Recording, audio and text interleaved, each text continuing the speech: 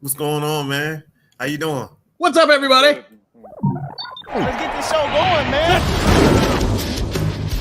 Welcome to the Bleeding Burgundy podcast, a Washington Commanders podcast for fans by fans, with your hosts, Jesse Martin. The Cowboys are finished. You understand me? John Taman. Pull down my trousers and do your job. Scott Hartley. Well, that was fucking dreadful.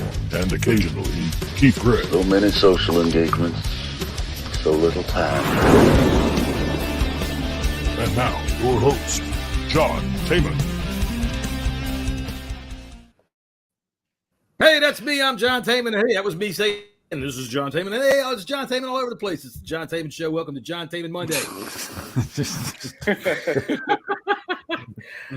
All right, we do have an absolute special guest, and I'm not going to use the same joke I used last week because Keith is here now for 2 weeks in a row, which I do believe we should be alerting the Guinness people soon. Just in case, get the hotline going. But Disco, my friend Disco, our friend Tisco from Twitter, dude, you are like the only Commanders fan without a podcast. How did that happen? Hey, man, I'm a nomad. I just travel from podcast to podcast. I've been thinking about it though. I got to give it to you, man. That is some solid resistance right there. Because really, you know, as soon as I became a Commanders fan, you know, they sent me all those sultry memes and everything. Hey, well, podcast. Yeah, man. I'm happy to be here. Well, good. I'm happy to be here too. Although I must say that when they sent me the sultry memes, they didn't have to send me any nudes of Keith, and I'm thank God they didn't. But anyway, no, he sends them himself on Twitter. So yeah. Well, to either side of me right here is my friend Jesse and my friend Scott. How are you boys doing today? I'm doing great, but I will say I've been going down the rabbit hole, and ever since they made an arrest in the Tupac Shakur killing, I've been trying to solve the Christopher Biggie Smalls Wallace. Who shot him? And y'all think that I'm playing? I am not. I have been diving deep in this ever since then. I've probably read 400 articles on this thing. I seriously, I've been going deep. I'm watching City of Lies. I've watched Unsolved twice to try to catch any. Yeah, man, I've been going deep in the rabbit hole. This is what happens when there's a 2-game losing streak. Right. You find out your interest. What's up with you, Scott? Not a lot, really. Yeah. No murders to solve. Come on. No murders to solve. There's been a new sapling with my cut down tree. Someone's put a new sapling from the sycamore outside, so we'll have to wait 150 years for it to grow. But at least it's there, and they're going to make a bench, as I suggested, out of the wood. So I'm quite pleased. 150 years. That's about how long we're expecting Keith's next contract to be written for. Yeah, we got to nail this man down. What's going on with you, man? Same old, man. Different day. Fall season means kids sports galore, so that's where my time's been going. I hear you. And down here to my, I don't know. I can't ever tell left from right from these things. But there's Disco down there. What's up, man? What's up, fellas? How you doing, man? I wish it was a victory Monday, but yeah, we take them as they can get them. We fought, but we should have won. All right. So we'll start right there with you. 2-point conversion or go for the tie and play for overtime. What would you have done? Put you right on the spot. How about that? You know what? I like the decision to kick the field goal. I know you're going to have people on both sides of the aisle. I mean, I think we were an inch or a centimeter toe away from a Terry McLaurin catch to put us in a position to score. So, damned if you do, damned if you don't. I didn't have a problem with the decision. Keith, what about you? How'd you feel about it? Yeah, what did the wife say about it? That's what I want to know. Well, let's not discuss that. Wife and I, we didn't have a good day together yesterday, so we watched the game in separate rooms. Oh. Yeah, we didn't talk much about it. But anyways, thanks for bringing up the bad shit, John. Oh, I'm sorry. You didn't have to bring it up. You could have just Come on, man. I'm going through some, marital, and you just want to bring it out on the podcast. I didn't realize that was what I was doing. So, hey, man, what did you think of the decision to go for one? So I don't really ever get mad if we do or don't, right? Because I'm looking at the situation. If I were coach, I would have went for 2. And the reason why I would have went with 2 because I'm a stupid fan and I love Brian Robinson. And every time Brian Robinson touches that ball, he drags 2 defenders for at least 2 yards. So that's the move I would have made. However, that doesn't mean it's the right move. It doesn't mean that move would have gotten in. It doesn't mean we would have won the game. So with us not going for the 2-point conversion, I was okay with that too. I was okay with taking it into overtime. The only thing that made me nervous is if we didn't go for 2 and we didn't get the ball to start in overtime, then I really thought that Philly was going to just put us in the ground from there. To my surprise, obviously, we got the ball and we just couldn't get it done. Well, I will say this. Disco, you're an educator, right? Yes, I am. All right. Well, he just said went for 2, and I heard that, and I know Disco heard that too. That is a very improper phrase, sir. And while we have an educator here on this program, I'm going to ask you to clean up your grammar. All right, Jesse, what about you? 2 or 1? I thought it was the right decision to kick the field goal. There's multiple aspects to this, and even Ron said it afterwards. The players said it in the locker rooms afterwards to reporters. They were gassed. They just went in the length of the field in a minute and 30 seconds. You have probably the absolute best defensive line you're going up against on the field that can rotate fresh, clean players or fresher players in to stop the run. Listen, this season we have had issues in short yardage situations. We've had issues so much so is that we tried the Logan Thomas sneak twice, which the second time was ridiculous. That was super stupid. And as soon as they saw him get underneath the snap, they knew exactly what he was doing. Yeah. So that sits there and tells me that they do not have faith in short yardage situations on this team, and I don't blame them whatsoever. It was the right call. It was a smart call. You play for overtime. Give your offense a little break, a little breather, because they had their hands on their hips. They were huffing and puffing, and a lot of people said it was a 50-50 a chance of making the 2-point. I don't think so. I think it was more like a 25-75% chance of making that 2-point conversion. Scott, what about you? I might as well. What do you think, Scott? Yeah, I reckon it was the correct decision for me. And at the time, I can completely remember even him being overwhelmed and screaming and shouting at the TV, just saying, "Go, just take the one, just take the one, please take the one, please take the one." And he did. And I thought it was the right decision at the time. Obviously, on our post-game pod, I thought it was the right decision then. I still, cold light a day, look at this back and think, right decision again, purely because, yes, we had the momentum to move forward, but as Jesse said, he's kind of nailed the point there. You're going up against what is probably one of the best defenses in the entire NFL. You've got that swing and that time to come back and decompress a little bit and think to yourself, right, I can decompress here. I should be able to make it further up the field and kick that field goal. Unfortunately, we just got stopped, and it was one of them things where we couldn't get it done, and that's just part and parcel. You're damned if you do, you're damned if you don't, as Disco said. He's absolutely right, but in my opinion, it's the correct decision. Just imagine, I know it's only 1% of the fan base, but imagine the world of Twitter this morning if Ron had gone for 2 and Sam Howell had overthrown it out the meltdown. I don't think that there was a right or wrong answer to this. And I think that I do think though that even though people kind of were on Ron's head about saying that the guys were gassed, when you put it in perspective of how far they drove the ball down the field, and you're talking Philly's defense in such a short amount of time, it makes sense, and that's why I wasn't mad at it at that point, because look, we're taking it to overtime. It is what it is. We didn't, we beat ourselves in overtime.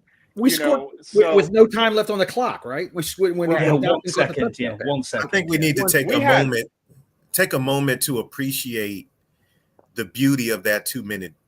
The beauty of that 2 minutes. I think that's what's missed in this entire, 2-point conversion. That touchdown throw. Yeah, that throw alone, there were so many defenders around him, and he just threaded it right in there. You've got a kid that threw 4 picks the week before, 5th start on the road against the defending NFC champion, and he took the ball right down the field and made some clutch throws and clutch runs. I don't think that's I mean, yeah, 2-point conversion, that's not appreciated enough. And like I said, I was sold on how after that, I'm like, this might be our dude. You know, I really did like his game as well. And I also think that when it comes to that short yardage, and yeah, they did. Wow, what the hell are you doing putting Thomas up there twice? Everybody in the stadium yelled in plenty of time because they waited like another count to go ahead and snap it to him. So you know what you do? If you're gonna be cute, you run Thomas up and line him up behind the guard. The guard gets a thrill out of it. The defense doesn't know what happens real quick, and boom, then you run, then you go, right? You snap the ball and then you go, or you bring. I almost called him Heineke. Oh my God!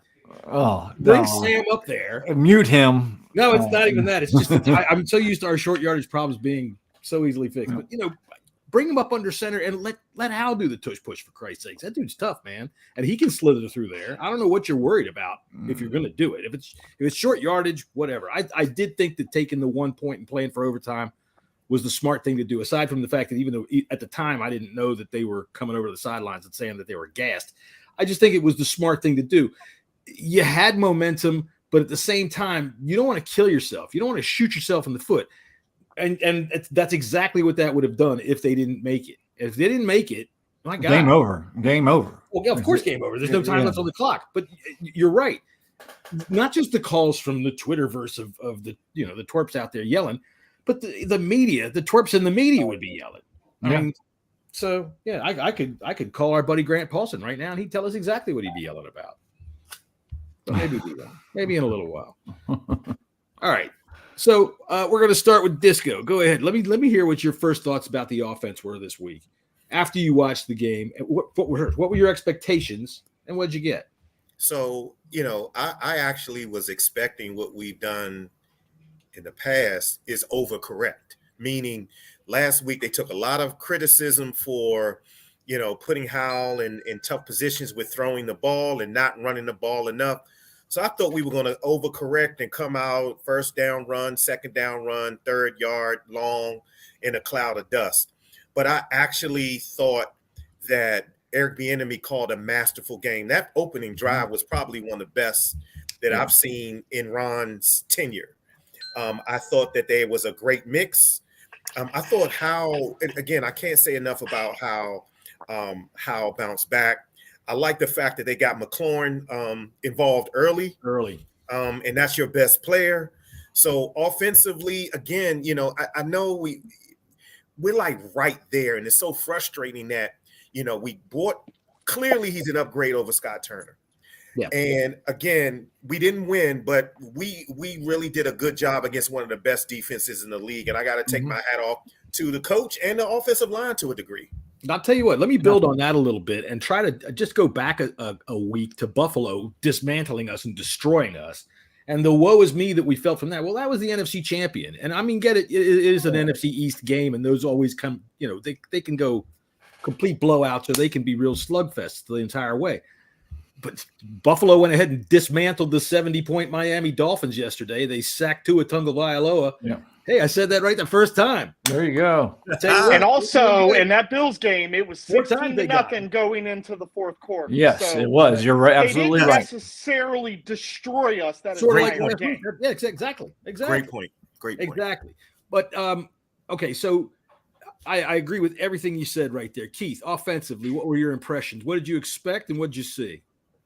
I expected a balanced game, and I think that's what we saw between run and pass. Let me ask you this. When you say a balanced game, is it a well-balanced game, and does that include Count Chocula? So stupid. I'm so stupid. It's a valid question.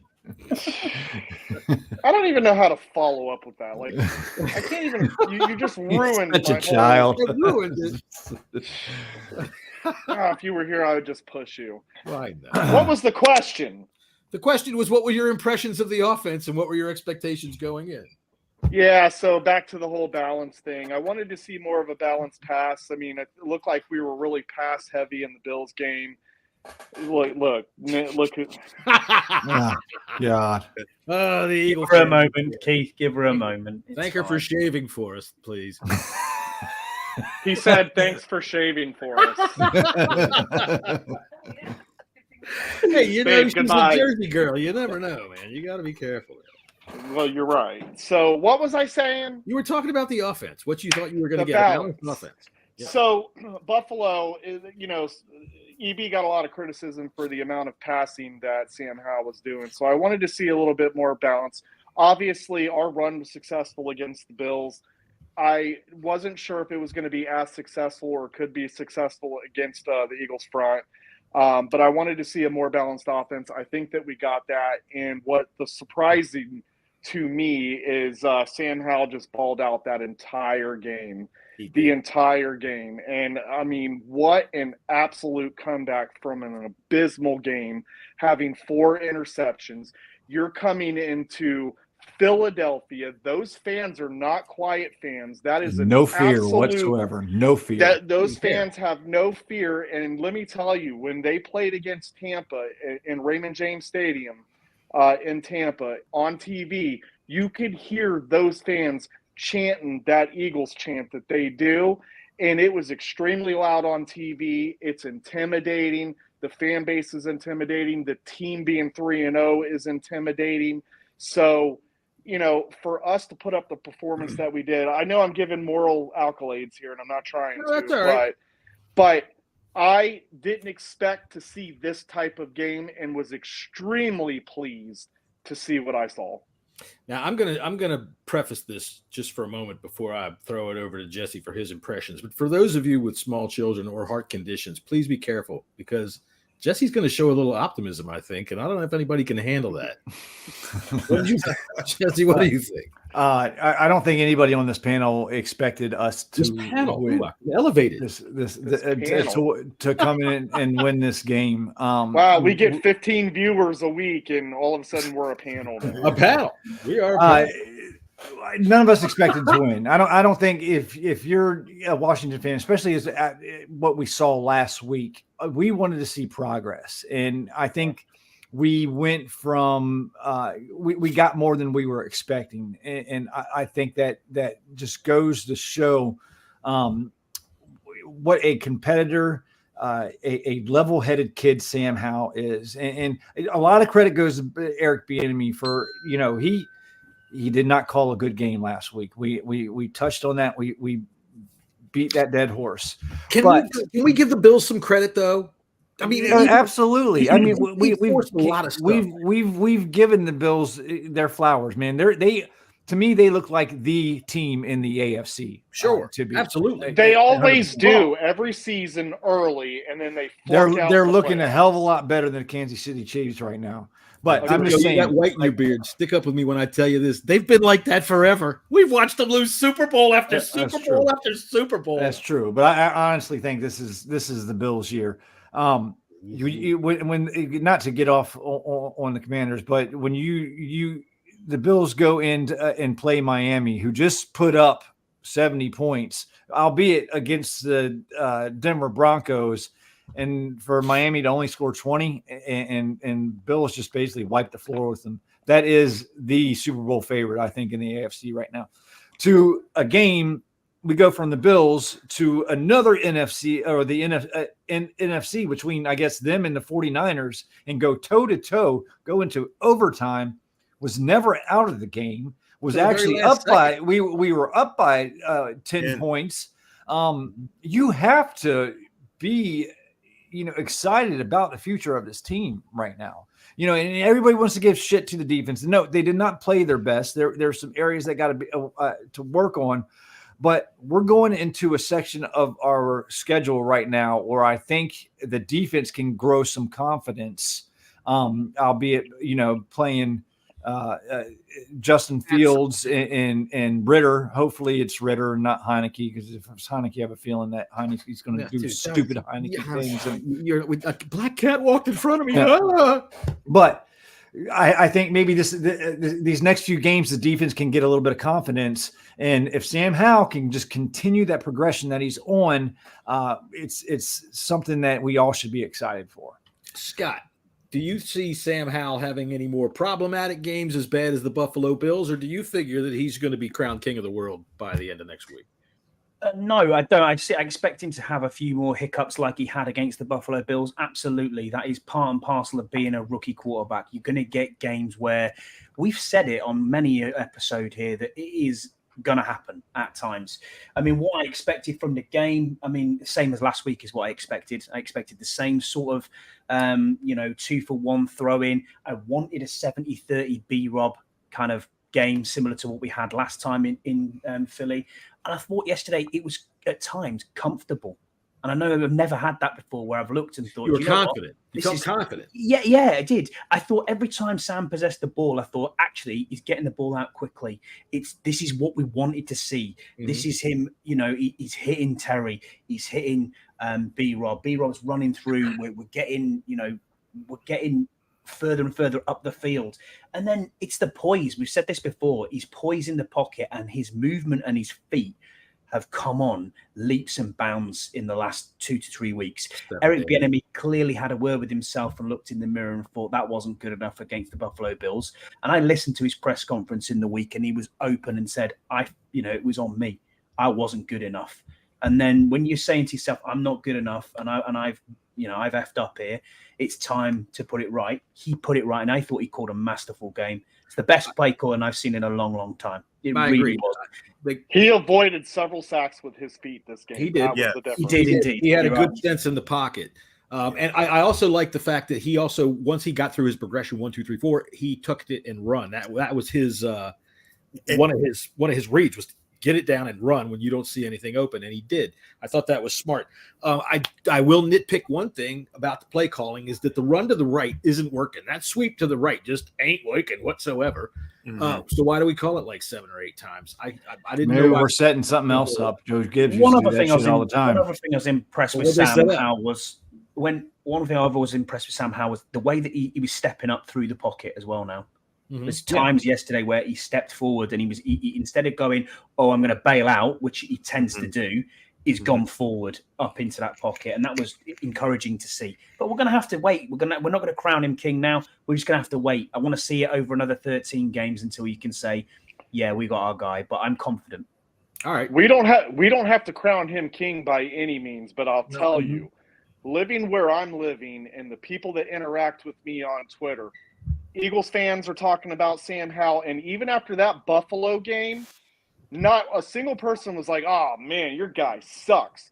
They all understood that a rookie guy like this – no, not rookie. We all know, but you get what I'm saying. Rookie guy like this is going to make those kinds of mistakes. And then for him to have – even watching the local news, the news even said positive things about this guy. Like, people are on notice. And the thing is he's gaining respect – from the league, and that's what I want him to continue to keep doing. And not that I care if he gets other fan base respect, but instead of being clowned on about our team being sorry around all the people that I am, the first thing they're saying to me is, what a game, and you guys might have yourselves a quarterback. And listen, I know that's a moral accolade here, but man, the last time we heard that was, Kirk Cousins, and then behind him, RG3. You know what I mean? So again, I'm not handing Hall of Fame keys out by any means, but when you can have national media, local media here to Philadelphia, and then all different types of fan bases saying positive things, that's when I know we're on the right direction with this guy. The local media in Philly, they said, and I quote, "Hey, that Sam Howell guy, he ain't bad, yo. Let's go over to Vinny with the weather." That's pretty They're good. not from New York, John. Philly, they have a bit of a. That's a little Jersey. But it's good. It was good. That was good, though. That was good. Right. Okay, so I had all kinds of ideas of things to talk about today, but I'll be damned if I can remember any of them because I get so doggone busy sometimes during the day. I swear, I'm overworked and underpaid. So let me know when it's my. Let me know when it's my turn to talk about. Please go right ahead. Let's go ahead. Let's bring up the defense. Give me your first impressions on the defense. Okay, the defense, and I can't say they were shitty. I think the defense. I have a major issue with the defense, and here's why. Got to be better. Yeah, we put all of our resources onto the defensive side of the ball. We keep hearing all this talk about 4 first-round picks. Jamin Davis, first round pick, Fadarian Mathis, second round pick, Quan Martin, second round pick, Emmanuel Forbes, first round pick. So to me, they have no excuses, none. Right. This is year 4 in Jack Del Rio's system, and most of the players are returning. It's not like they got a whole bunch of rookies. Now, I'm not bashing any players or anything like that. What I am saying is they'll probably feast on the Bears and the Cardinals but this is the year where you need to go out and be able to execute against elite offensive lines. Right. The defense gets no pass from me. They are underwhelming. They underachieved. And I will go as far to say this. If they continue down this path, then I would expect a fire sale at the trade deadline. Yeah, that very well may be. Wow. I got a piece of video. I don't know if y'all saw this. It was real quick. It was in the middle of the game. I think it was like the middle of the third quarter, but they caught Jack Del Rio over on the sidelines. And maybe you can explain this. There was a stunt by Washington in Philadelphia. What the hell is he doing? Jesus Christ, John. Do you work during the day? Yeah, man, I work hard during the day too. I just have a collection of the goofiest crap you could possibly have. Keith, what did you think of the defense?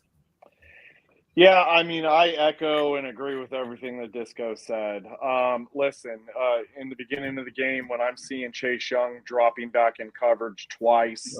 What the hell was that? Their first drive. It's a fire zone. It's a fire zone play, and there's a lot of teams that do it, but it's.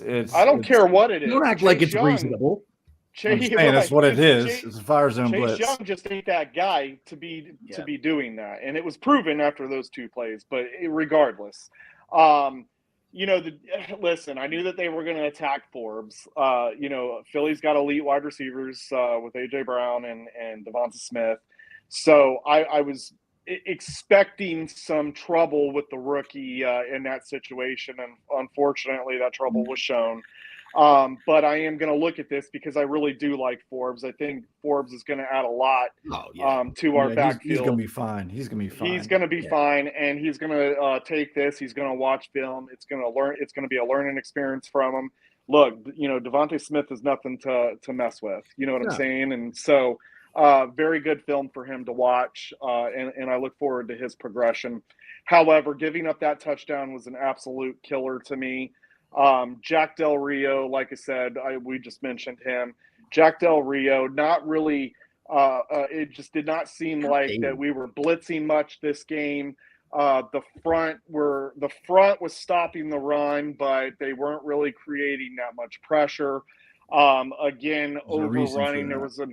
There was an opportunity. To get a sack, but we overrun on Hurts. Look, it's just. To me, it just was very lackluster, unexciting whatsoever. They did pressure a couple times. They had 14 pressures. That's not bad. They blitzed. They just didn't go home. But Del Rio, he likes to blitz from like 30 yards away. You see this dude coming from it's almost like he needs an air traffic controller guiding him in. Come on. I wasn't happy. Yeah, I wasn't happy. It seemed like we gave the receivers a lot of cushion on the lineup as well.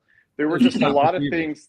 Yeah, those were a lot of things that I saw where, Philly, I think they were trying to avoid deep plays, but at the same time, Philly was taking that opportunity and chopping, small ones at us and just, we're getting their first downs in that sense. And it just, it's a tough situation, but looking at the defense, there was nothing about it that excited me whatsoever. Cody Barton out there running around looking stupid per usual. Gave up a big play in the middle of the field. Like, it's just, they got to clean that up in order for us to be competitive, because I don't want to go toe-to-toe with teams, man. I want to outright beat them. I don't mind toe-to-toe with the champs. I'll say that. I don't mind. No, toe-to-toe with the champs is good, but if we can avoid that, then let's avoid that. At one point, it was what, 17-7? Am I right? Wrong on that score? Yeah, and to that point, remember we kept hearing is the defense never plays with a lead. And the defense never has a lead. We had a 10-point lead on the road. There you go. Yeah, that third quarter really, really hurt us. Third quarter was awful. Right. Going into this game, before this game, Philly was running over everybody. I think Swift had like almost 7 yards per carry. We held him. The game plan was the game plan was to stop the run, and that was, they wanted Hurts to beat them in the air, and which they did eventually. But their game plan was to stop the run, and they did an okay job at that. I mean, we held Swift for like 3.2 yards a carry, which no team has done that before, because he's been carving everybody up. He got one good touchdown when that stunt that John Allen and Chase Young did, and left a gaping hole, which one of the two, and I'm going to put that on Chase, I guess, played it wrong. And that's how Swift got the touchdown. But for overall, I thought we did a great job of stopping the run. The problem is Jalen Hurts. He got hot and killed us in the air, and they got mismatches. Yeah, they got. I think there was some late coverages coming over the top. And that's what we just talked about in the bunker. I think Derek Forrest played his worst game as a Washington man. He was out of position on multiple times. He was supposed to. You saw him a couple of times be late and help with Emmanuel Forbes. So I think Emmanuel Forbes, the numbers against him look a lot worse than what they should have been if Forrest, did his responsibilities. The safety play this year, and I got to say, this goes with Cam Curl too, as much as I hate to say it, hasn't been the greatest, man. It really has not been the greatest. It's been very disappointing. Can I add to that, Jesse? Yeah, go ahead. Sorry. I just want to say I love Cam Curl, right? Me too. I think what we've seen as fans, we overhype him though, because I don't think the nation knows who Cam Curl is. I don't know if we do. He's deserved the hype that he's gotten. That dude he hasn't shown it this year. This year he's been kind of a little bit back. He has not shown it this year, and he started off slow last year as well. I banged on him last year, but he brought it on towards the middle and the end of the season, so I laid off. How much of that has to do with the linebacker play that's up in front of him? And I'm going to bring that over to Scott, because he's been sitting there so patient and nice. Thanks, dude. Why do they keep Jamin Davis off the field on third downs? Why don't they put that speed and that thump on the field and spy?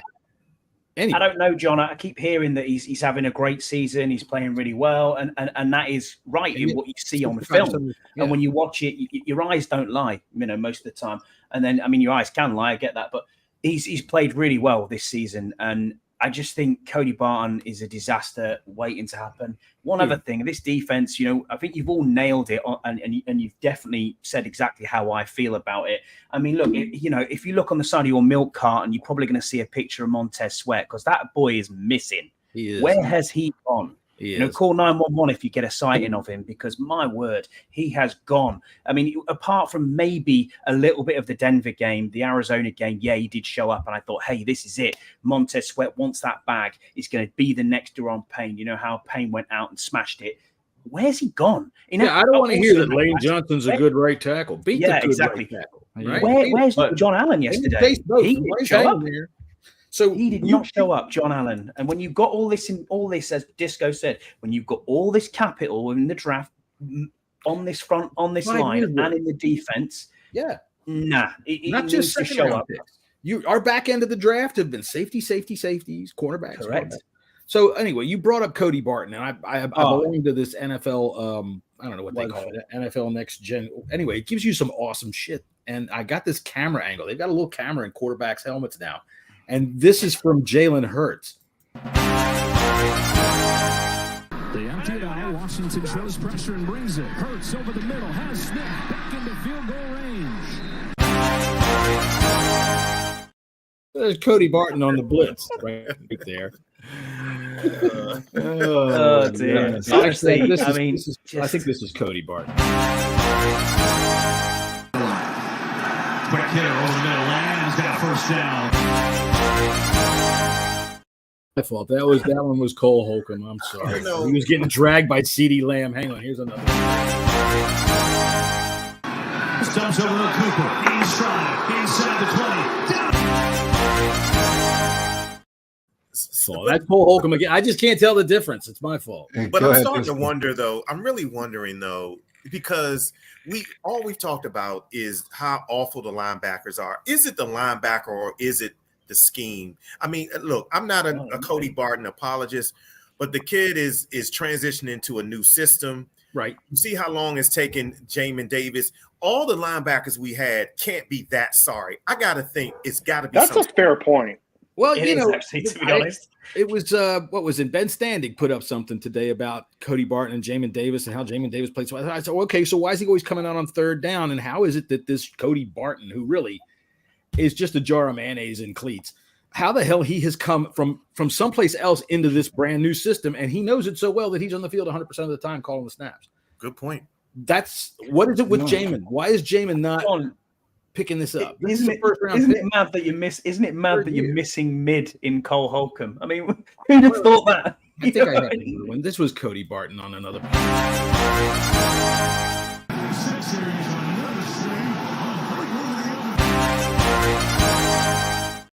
That's my fault. Don't give him the Bostic. Don't give him the Bostic. Sorry. That's terrible. Dude, we've just now said his name 3 times. We better be careful. They're going to sign him by Thursday. All right. So why don't we get into some head smacks and some butt pats here? We might as well do that. I hope you brought your rubber gloves. Good discount. I guess I should turn things up when I do these kinds of things. All right. So we'll start here. We'll go clockwise. Jesse, who's your first offensive butt pat of the day? Yeah, you got to give it to Sam Howell. I mean, I know that's the obvious, but just the way that the kid just has, I think he's got ice in his veins, man. Nothing gets to him. He's calm, cool, and collective. He had the worst game that any quarterback could have last week, and turn around and put together. Yes, he only had 290 yards, but and 1 touchdown, but no interceptions. He was on point. Gave the receivers time to get yards after the catch, and was very efficient. And you got to give him a good old butt pat for that. There you go. All right, Scotty, who's your first offensive butt pat of the day? I'll take the low hanging fruit, John. Terry McLaurin. Unbelievable. That's not the when butt you need pat, the man that's to the show other up. Attaboy. There you go. When you need him to show up, he showed up. So yeah, that's for me. Terry McLaurin. All right, Disco. You know how this goes, right? Who's your butt pat for the day? So I'm going to go off the grid a little bit and say Curtis Samuel. It's time that we start giving Curtis Samuel some credit. Yep. Everybody said when we got him, he was frail and fragile and he couldn't stay healthy. Let's give Curtis Samuel some love. I'm going to point to somebody that did too. Right there. I did. Right. I thought yesterday, I was watching him yesterday. They're short passes. He doesn't go very far, but damn if they're not clutch. Yeah. And I think that touchdown, that little handoff was so sharp, man. He could still be going. Every Philadelphia Eagle was looking east, and he was going west, and that was just as sweet as could be. So, yeah, good one. Keith, who's your first offensive butt pat of the day?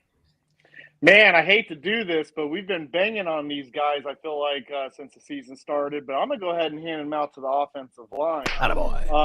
Part of the reason why I'll do so is because for the first 3 games, Jalen Carter has been an absolute monster against these other teams, and I did not hear his name called much in this game yesterday. So, butt pat to the line. Other than the announcers to praise him, they have Jalen Carter. He's been so good. Yeah, they talked about him a lot, but I didn't hear his name. He did make some plays.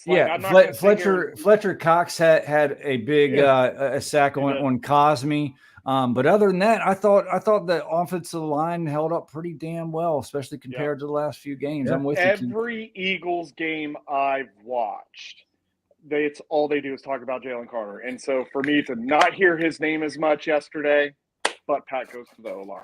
I'm going to drill it down a little bit more, and I'm going to just give it to Sadiq Charles because the dude's playing his ass off. He's playing his ass off, and I am so glad to be so wrong about what I thought about Sadiq Charles. I was so ready to just dump him in the river and be done with it.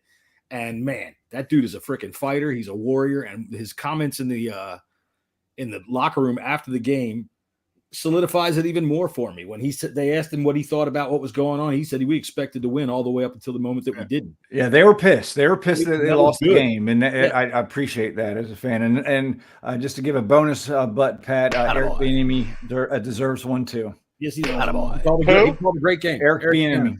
He did. Yeah. I got two more. Okay, you got two more. Go ahead. I got Brian Robinson. Have to give him it. Attaboy. He was great again. Touchdown run was good. Really, really good. And then Disco, have you got anyone else on offense? Oh, we've lost you. You on? Oh, he's on mute. No. I'm gonna go. I'm gonna go with Brian Robinson too. All right, Yeah, that's cool. Attaboy. All right, then I got one Brian more. Robinson. He was on my fantasy squad. Got me a touchdown. Go Then ahead. I got Okay. one more. I'm going to go ahead and give it to Antonio Gibson. Even though he Attaboy. fumbled, he didn't lose it. Yes, he dribbled. Nah, So I'm not having that. he dribbled. Let me make a running back point. I'm a huge Brian Robinson fan, but Me Me too. too. if some of the holes that he's running, the Commanders do not have a Breece Hall. They don't have a home run back. I'd like to think that some of those holes that Brian Robinson would run through for 10, 12 yards, those are touchdowns, perhaps with another back. I just want to throw that out. Maybe. Well, I think maybe that you're right. they thought that Antonio Gibson could be that home run back, and I think that what we're seeing out of Brian Robinson is exactly what he is. But unfortunately, we have the situations that we do with Gibson, and so Brian Robinson's kind of taken over that number one role at this point. Robinson should be the number one back, and I've long felt, even last year, I was thinking, man, we had a lot of good runs where he'd get 8 yards, he'd get in the middle of that scrum, and they would just play bully ball and shove it down the field for about 6 or 7, 8 yards. He just keeps moving his feet. Like, I can't love this guy any more than I do because you just don't see that in the league anymore. And so to see the old school way of how we ran the ball in today's game, it brightens my heart, man. That's why I love it. As big as paraplegics in the league, it hasn't been the same, and we all know that. But as big as Brian Robinson is, he gets small in those holes too. He can get small and just goes, man. Well, the thing I was going to say about it is during those scrums last year, I kept thinking, man, there's daylight. If he could just see it and take that step to the right or to the left, and instead of running right up the back of those guys and shoving, which is great, you're getting 6 or 7 yards. But man, one step to the left or the right, and that 6 or 7 yards turns into 20, 25. And I'd love to see him. He's starting to hit that second level cut this year. I've started to see him see it. I want to see him get outside of everybody without all the traffic that's been around his feet and see if he can outrun somebody in the end zone. I really do want to see that. He's got to take care of the ball, though. Yeah. Take care of that ball. He's been, he got a couple back, but I'm worried. Yeah, we got lucky yesterday with Terry jumping on one in the end zone. That was nice. But man, I'll tell you what, I'm gonna go ahead. I'm gonna echo on that. Attaboy. And he's getting he's gonna get a double from me because Terry McLaurin, dude, not just the play on the field, but everything about him, man. Everything about him. I've been watching this team a long time.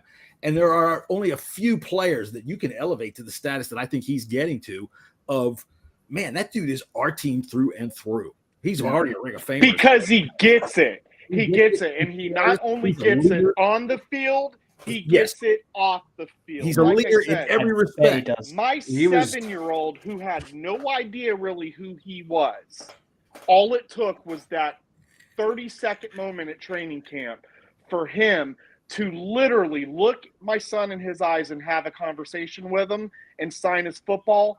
All of a sudden, my kid is a Terry fan. And then when I bring my kids to a game, he knows who number 17 is. Yeah. And yesterday's game, when the big plays were happening, my son was actually in the front room watching it. And hearing him cheer and yell out Terry's name, like, man, I thank you. I think he's going to when it, and I was thinking this yesterday. I don't think he's going to play as long as he did. I think he might be the second most revered receiver after Art Monk. Shoo, that's a big one. That's a big one. He's nearing Santana Moss level for me. I mean, he's achieved with the quarterbacks that he's had since he's been in the league. Oh yeah. But Santana Moss wasn't the face of the organization. No, you're right. Like Terry is, right. And Terry, you feel for him because he plays so damn hard, and sitting in his locker room yesterday, he was still in his pads. when the reporters came in, and he had tears in his eyes because he was so upset that they lost that game. And I think that's just fuel to the fire for the weeks to come. I'll build on something that Keith said there real quick. I've been raising kids for a long time. I'm done raising kids now, thank goodness. But when I was coming up when my stepson was coming up, Cal Ripken was his hero. And when you've got a guy like Terry or like Cal Ripken, by the way, who plays for my World Series bound Baltimore Orioles, when you've got a guy like Go that, get on the Orioles podcast. We don't care. He's completely respectable. Those are the kinds of, because no matter what, no matter how anybody likes to say so, kids do look up to athletes, and you want to pick one that's got the values that a guy like Terry McLaurin espouses, not only in his field play, his off the field demeanor, his leadership. I think he's fantastic. I'm just in love with this guy. Best thing that's ever happened to this team.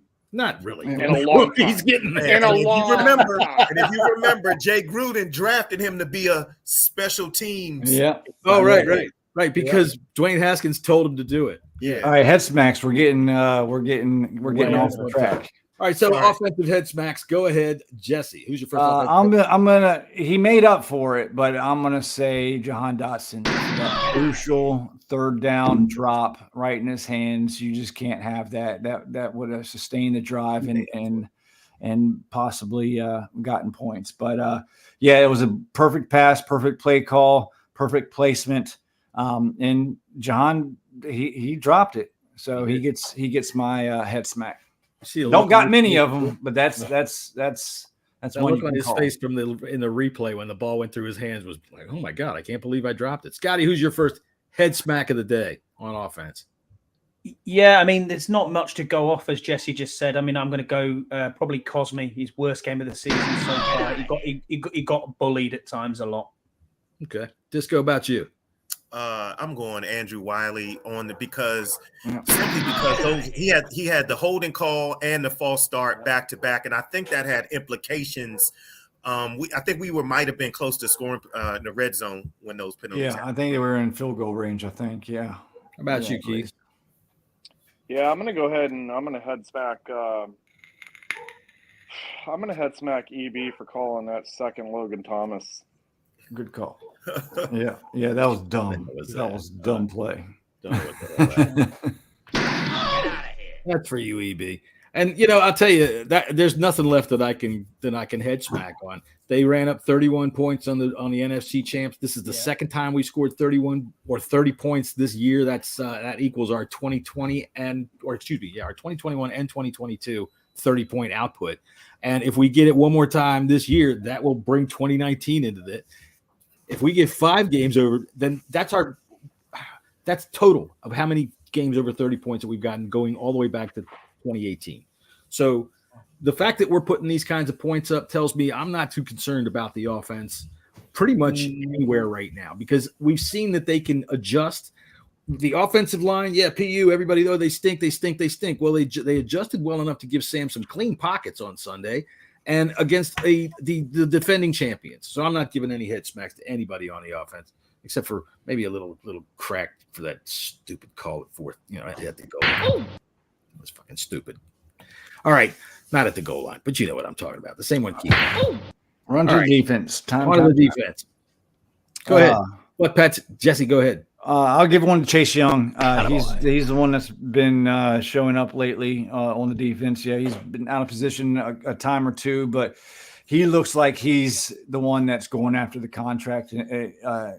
Unlike Montez Sweat, in my opinion, he's showing up. He's got multiple pressures, multiple quarterback hits, multiple hurries, and he's now got 3.5 sacks on the year. So. My butt pat goes to Chase Young. Attaboy. Scotty, how about you? Yeah, Kendall Fuller. He's having a great season. No matter what, he's out of contract in the summer. I want to see this guy back. You guys said, he'll move on. No, not for me. I want him back. He's having a Pro Bowl season. I hope he just keeps going. He had a very good game yesterday again. So Kendall Fuller, well done. All right, Disco, what about you? Butt pats on defense. It's tough, man. I guess you know what? I think Kendall Fuller also, because I think he's very underrated. and he's pushing almost 30. So I give it to Kendall Fuller. Attaboy. All right, Keith, which overly broad generalization are you going to pick? Well, I was actually going to pick Kendall Fuller only because he got beat up on in the beginning, but he turned up the heat towards the end, and that was appreciative. And that's really a stretch for me, to be honest. I don't think that there's really. I mean, I could maybe, just to be different, I could give one to Jamin Davis. I thought that he made a couple plays that he did. He did. That were crucial. So appreciate it, Jamin, because last year I didn't hear your name much at all. All right, I'm going to go ahead and give you an oddball one. I'm going to go ahead and give one to Emmanuel Forbes. Attaboy. Even though he had a horrible game and they picked on him mercilessly, it was for some really good plays too, though. It wasn't even for anything he did on the field. It was what I saw from him on the bench. He was pissed. He was upset with himself. He expects much better of himself. And for that, I'm glad you're on the team. Look, man, A.J. Brown is going to have his way with cornerbacks all damn year. I like that he jawed with A.J. Brown. I like that he wasn't afraid of A.J. Brown. He ultimately lost, and I didn't think A.J. Brown should have got a 15-yard penalty for giving him the ball, but that's just me. I liked it. By the letter of the law, that is taunting. Well, by the letter of the law, I suppose, but the ref knew that they were jawing all game. So when that happened, clear as day. But if they were jawing all game, that might not have gotten called. I would have said, nah, I'm not throwing a flag on that if I was the ref. I'm like, yeah, you guys have been doing it all day. All right, so, okay, who do we got for head smacks? Jesse, who's your defensive head smack of the day? Where to begin? I'm going to go with Jack Del Rio. I got to scheme up better, even though it was your poison type of deal with teams like these. If you either sell out to stop the run or sell out to stop the pass. And shit like that happens. So, Jack Del Rio. I wish I could make that echo because his head is empty. Go ahead, Scotty. What do you got? Yeah, I got Derek Forrest. I like him a lot, Defo. I think he's a great player. He was nowhere to be seen again. Send out a search by because he was missing as well. And he gave no help or protection to Emmanuel Forbes. If you're going to put Brown on Forbes, where is the safety cover coming across? There was none. Right. Zero. What about you, Disco? Who's your head smack of the day on defense? Oh, this is going to give my attaboy, but I can also give him a head smack, Chase Young, because the only reason I like the kid, but he does not hustle to the ball the way that I think that he should. If you look at when he doesn't get there, he doesn't hustle to the ball that I think in the manner which I think he should. Is that maybe a conditioning thing since he missed so much of camp? It could be, but the tenacity, I don't see the tenacity that I saw. So, but maybe he'll get it back. I'm hopeful. Okay. Let me ask you this, since we're doing head smacks, and I do believe you are an educator in the PG County school system. Anne Arundel. Okay. I came through the PG County school system way back in the day, and we didn't smack anybody in the head, but we cracked everybody right on the back of the neck as hard as we could. Yeah. Oh, man. Yeah. See if we could turn that neck red if we could. All right. Keith, who's your defensive head smack for the day? Man, the easy one would say Forbes, but I'm going to cut the slack. Montez Sweat, where are you at, bro? He got out of here. Yeah, I know. Where is he? I don't see him. No. They say he only shows up when we play bad teams. He hasn't proven us wrong yet. That's anybody on the defense almost. Yeah. So far, So far. I'm going to try to maybe give Jonathan Allen a bit of a pass. He's playing with plantar fasciitis, and I know that shit is painful, especially. I know, but if he's on the field, he needs to make plays, and Jonathan Allen has not. He hasn't showed up in the stat sheet either. So I think they're suffering from their rotation when they get Obata back, and Obata is eligible to come back. So if they're suffering rotation, why isn't he back yet? And so is Darian Mathis. I thought it was after week 4 that they could. No, it's week 3. Is this week? And Ridgeway if you go back and look, Ridgeway's snaps are way down. Yeah. He hasn't been so hot this year. Abdullah Anderson's the one who's covering most of the time. From the middle, and actually, again, I didn't bring him up as a butt pat, but again, he's productive when he's actually in the very few slaps that he gets. Abdullah Anderson, he makes a difference. And I never thought bottom of the roster depth chart guy was going to make a difference like that. So I don't know if we're going to have another pod before. Hang on a minute. I got to give my head smack to the defense, and I'm going to go ahead and give it to Cody Barton.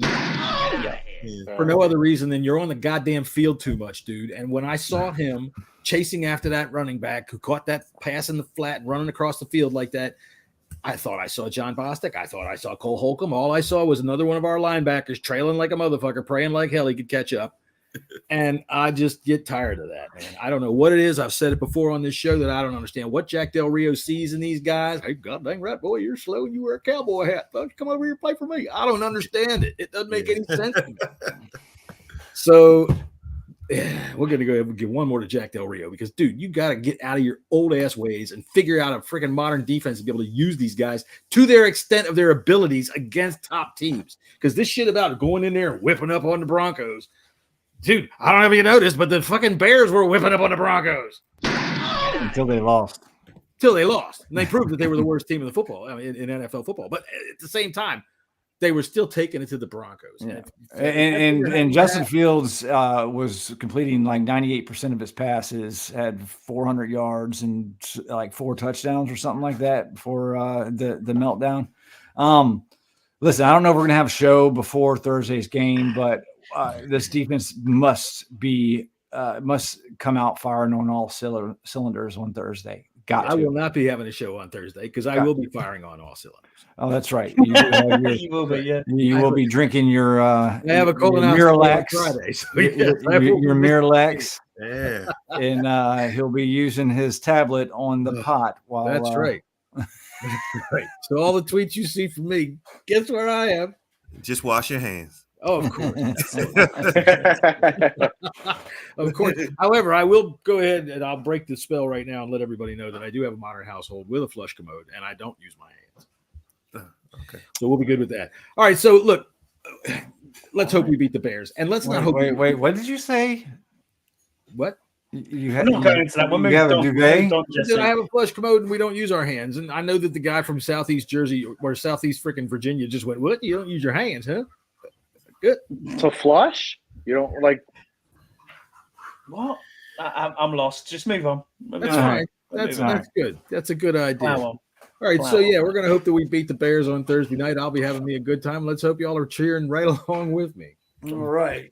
Thanks, Disco. I appreciate you coming in. Yeah, thank you guys. It was a blast, man. Thank you. Appreciate it. And Disco, I want to give you a huge shout out, man. I've been following you for a long time on Twitter, and I absolutely love your tweets. They're logical tweets. They're never emotional.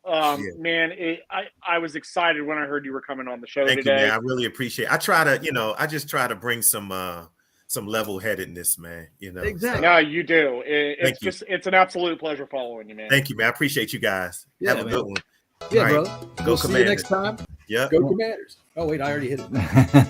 Yeah, I'm going to go continue my rabbit hole and try to solve the Biggie Smalls. Yep. The Biggie Smalls.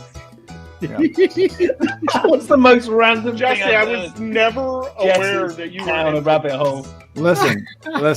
Look, when like I said earlier, when they finally arrested Tupac's killer, I just went deep on it, man. I went deep on it, and it is a crazy, crazy situation.